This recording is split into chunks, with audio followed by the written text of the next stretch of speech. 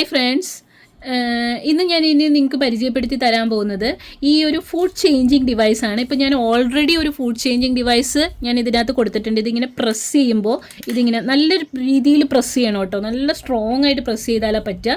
അപ്പോൾ നമുക്ക് ഈ ഫുഡ് ഇങ്ങനെ നമുക്ക് എന്താ പറയുക, സ്ക്രൂ ചെയ്ത് യൂരാതെ തന്നെ നമുക്ക് ഊരിയെടുക്കാം. സോ ഇത് നോക്കുക, ഞാൻ അടുത്തൊരു ഫുഡ് ഇടണമെന്നുണ്ടെങ്കിൽ ജസ്റ്റ് ഇതങ്ങനെ പ്രസ് ചെയ്യുന്നു, പൊക്കി കൊടുത്തിട്ട് ഇതങ്ങനെ ഇടുന്നു.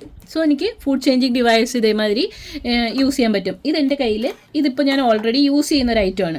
ഇപ്പോൾ ഞാൻ വേറൊരു ഫുഡ് ചേഞ്ചിങ് ഈ ഒരു പ്രസ് ചെയ്യാനുള്ള ബുദ്ധിമുട്ട് മാറ്റുന്ന രീതിയിൽ ഒരു ഡിവൈസ് ഞാൻ കണ്ടിരുന്നു. സോ ഞാൻ ഇതാണ് ഇന്ന് നിങ്ങൾക്ക് പരിചയപ്പെടുത്തി തരാൻ പോകുന്നത്.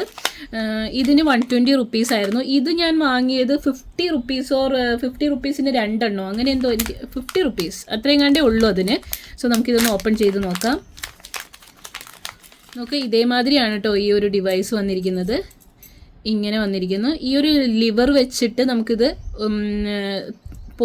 എന്താ പറയുക, ഇത് ചെയ്യാൻ പറ്റുന്നതാണ് കണ്ടത്. നമുക്കിതെങ്ങനെയാണെന്ന് നോക്കാം. ഇതൊരു സ്ക്രൂ ആണ്, സ്ക്രൂ ഡ്രൈവറാണ് ഇതിന് വേണ്ടത്. ഇതിനൊരു സ്റ്റാർ ടൈപ്പ് സ്ക്രൂ ഡ്രൈവർ വെച്ചിട്ടായിരുന്നു ഞാനിത് ഫിക്സ് ചെയ്യാൻ ഇച്ചിരി പാടുപെട്ടിരുന്നു കേട്ടോ ഈ ഒരു ഡിവൈസ്. സോ നമുക്കിതൊന്ന് അഴിച്ചെടുത്തിട്ട് നോക്കാം. സോ ഞാനിത് എൻ്റെ കയ്യിൽ ഓൾറെഡി ഉള്ള ആ ഒരു ഫുഡ് ചേഞ്ചിങ് ആ ഡിവൈസ് ഞാൻ ഊരിയെടുക്കുകയാണ്.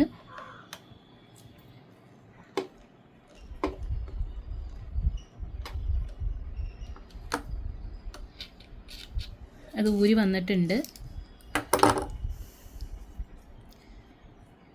സൂക്ഷിച്ചെടുത്ത് വയ്ക്കാം. നോക്കട്ടെ അടുത്തത് വർക്ക് ചെയ്യുന്നുണ്ടോ ഇല്ല എന്ന് എനിക്കറിയില്ല. അത് നമുക്ക് ചെയ്യാൻ പറ്റുന്നതല്ല എന്നുണ്ടെങ്കിൽ നമുക്കത് തിരിച്ചു വയ്ക്കേണ്ടതാണ്. സോ ഇതിനകത്ത് ഇതേമാതിരി ഒരു സ്ക്വയർ ഒരു ഐറ്റം ഉണ്ട്, പിന്നെ ഇതേമാതിരി ഒരു സ്ക്രൂ ഉണ്ട്. ഈ സ്ക്രൂ ആയിരിക്കും നമുക്ക് നോക്കട്ടെ, ഈ സ്ക്രൂ അഴിച്ചെടുക്കാം. സ്ക്രൂ അഴിച്ചെടുത്തിട്ടുണ്ട്. പിന്നീട് ഈ ഒരു സ്ക്വയർ മാതിരിയുള്ള ഈ ഒരു ഉള്ളിലൊരു ഗ്യാപ്പുള്ള ഭാഗം ആ ഒരു നമ്മുടെ ഇതിൻ്റെ സെയിം ആ ഒരു ഷേപ്പിലാണ് വന്നിരിക്കുന്നത്. അതെടുത്ത് കയറ്റി വെച്ചു. അതിനുശേഷം ഈ സ്ക്രൂ ഇട്ട് കൊടുക്കുകയാണ്.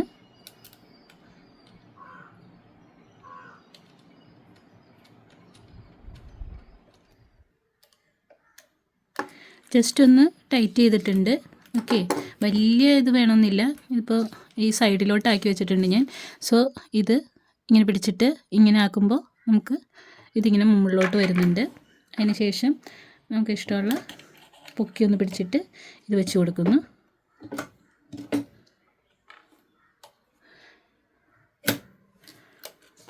കറക്റ്റായിട്ട് ഇരിക്കുന്നുണ്ട്.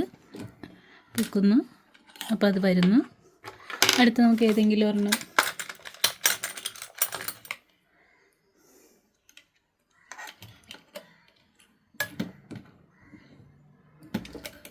മുകളിലോട്ട് കയറ്റി വെക്കണമെങ്കിൽ ജസ്റ്റ് ഒന്ന് മുകളിലോട്ട് അങ്ങനെ ആക്കി വെക്കാം. എന്നിട്ട് മുകളിലിരുന്ന് പ്രസ് ചെയ്യണമെങ്കിൽ മുകളിലോട്ട് പ്രസ് ചെയ്യുമ്പോഴില്ലേനെ ഇത് ഇവിടെ ഇങ്ങനെ ടച്ച് ആവുന്നുണ്ട്. സോ ഉപയോഗിക്കാൻ നേരത്തെ ഒന്ന് സൈഡിലോട്ട് ആക്കിയിട്ട് ഇങ്ങനെ വെച്ചിട്ട് മാത്രം ഇത് യൂസ് ചെയ്യുക.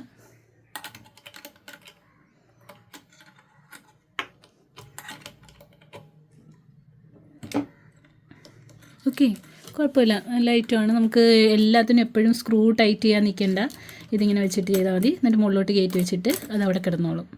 നമുക്ക് ചെയ്യാവുന്നതാണ്. സോ ഇതാണോ നല്ലതെന്ന് ചോദിച്ചു കഴിഞ്ഞാൽ രണ്ടും ഓക്കെ. ഇതിപ്പോൾ റേറ്റ് കുറച്ചും കൂടി കുറവാണ്. ഞാൻ എന്താണെന്ന് വെച്ച് കഴിഞ്ഞാൽ ഇതെനിക്കിങ്ങനെ പ്രസ് ചെയ്യാനായിട്ട് ഇച്ചിരി ബുദ്ധിമുട്ട് തോന്നിയായിരുന്നു. പിന്നെ ചിലർ പറയുന്നുണ്ടായിരുന്നു ഇതിങ്ങനെ തെറിച്ചു പോയായിരുന്നു എന്നുള്ളത്. പക്ഷേ എനിക്ക് അങ്ങനെ ഒരു ഫീൽ വന്നില്ല കേട്ടോ. ഇതെനിക്ക് നന്നായിട്ട് ഞാൻ യൂസ് ചെയ്തതാണ്. എനിക്ക് തോന്നുന്നു ഒരു വർഷത്തിന് മേലെയായിട്ട് ഞാനിത് യൂസ് ചെയ്തുകൊണ്ടിരിക്കുന്നതാണ്. പിന്നെ ഈ ലിവർ മാതിരി വന്നിരിക്കുന്നത് കൊണ്ട് കുറച്ചും കൂടി ഇതിപ്പോൾ ഞാൻ ആദ്യം ആയതുകൊണ്ടാണ് ഈ ഒരു ഇത് കുറച്ചും കൂടി ആകുമ്പോൾ നമുക്ക് പൊക്കിയിട്ട് വേണമായിരുന്നു കേട്ടോ അത് ഫുഡ് ചേഞ്ച് ചെയ്യാനായിട്ട്. ഞാൻ കുറേ ഫുഡ്സ് ഞാൻ വെച്ചിട്ടുണ്ട്, പലതിനും എനിക്ക് ഫുഡ്സ് യൂസ് ചെയ്യേണ്ടി വരാറുണ്ട്. സോ നമുക്ക് ഇതിനെക്കാട്ടി എന്തായാലും കുറച്ചും കൂടി ഈസിയാണ് ഇത് വെച്ചിട്ട് ചെയ്യുന്നത്. സോ ഇതാണിത്.